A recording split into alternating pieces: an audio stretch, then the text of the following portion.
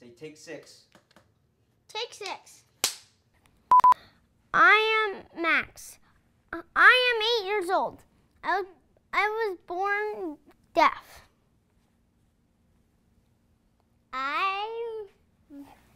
My name is Rex, and I'm 4, and I was born deaf.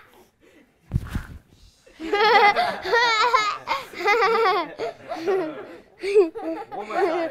That was funny. One more time. Let's put that one into recording.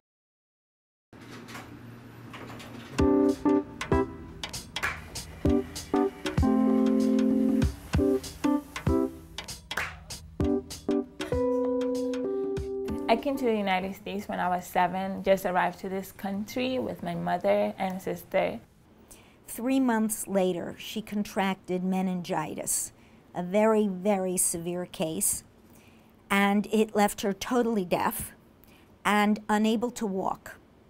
Fortunately, her mother, who is a nurse, realized that there were places in New York that she could go for help. And she went to NYU, and Mariela was implanted with a cochlear implant. She had only spoken Spanish, and so she had to learn how to hear Spanish again before she could be taught English. Probably the hardest part was going back to school because I went to a public school right after I lost my hearing.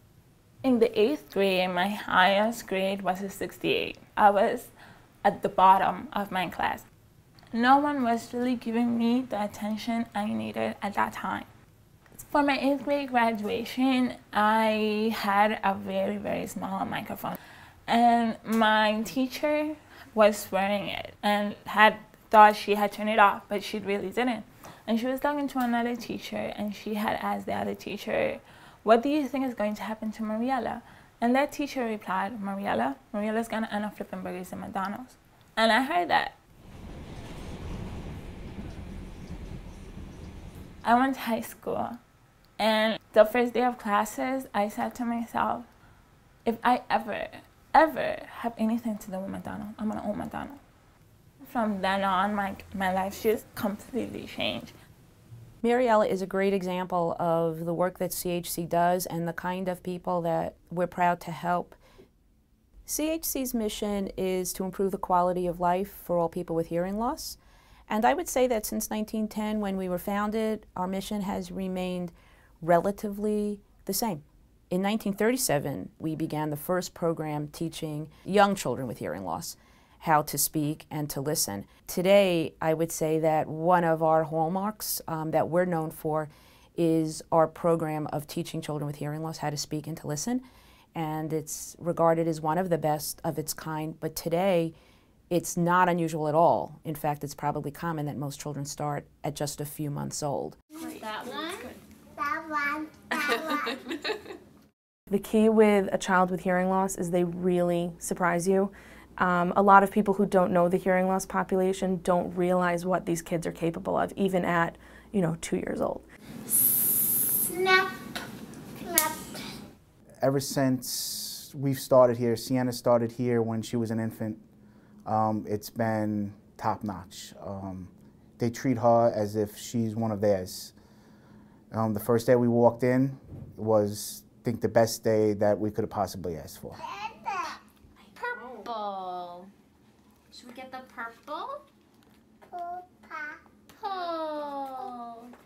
The Center for Hearing and Communication has been by far one of my greatest support groups in the past 14 years. Because I can honestly tell you, I would not be talking to you today if I hadn't received speech therapy, if I hadn't received lip reading, if I hadn't had all those years and years of classes. Mariela's been my client since '03, and we're striving almost for perfection, actually.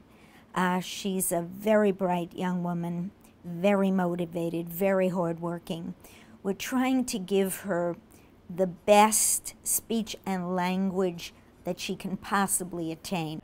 All right, so let's do 10 words on the quiet, then we'll switch to 10 words on the loud. Tomb. Tomb. log. I'm currently in my 4th year, but I'm hoping to make it a 5th year at NYU, majoring in politics and history. She hopes to go into law or politics. It's going to be necessary for her to communicate well, and that's my job. In the next 100 years, regardless of what technology unfolds, there's reason now to think that our services will be needed more than ever.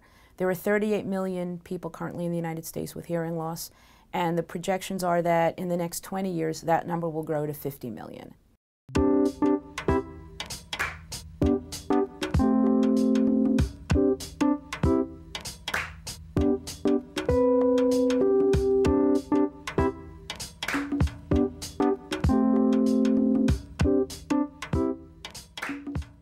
In 2009, a milestone was our launch of the Listening Studio, which is an audio-video simulation of some difficult listening environments. Its goal is to help our clients get the most out of their hearing aids as soon as possible. It's just been life-changing because I was very depressed. I was disconnected, even from my family. I feel like I've been reborn. And I don't think this would have happened if I hadn't come in contact with CHC. CHC has had a huge impact on my life and our family's life in a variety of different ways. I mean, we feel we owe a huge debt of gratitude for the services that they provided for our kids and for our whole family. So in the world of hearing loss and the rehabilitation of hearing loss, there's some amazing technologies and the future is very bright.